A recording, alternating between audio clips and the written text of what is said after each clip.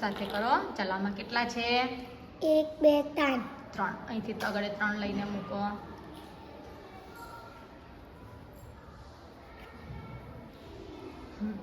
ચાલો બીજા પાસા પર કેટલા છે? 1 2 3 4. 4 લઈને મૂકો.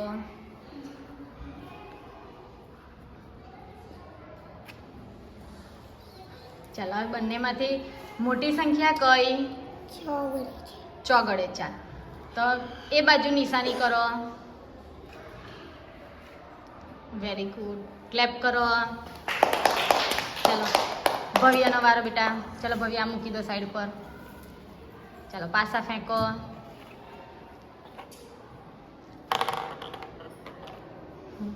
ચાલો 1 2 2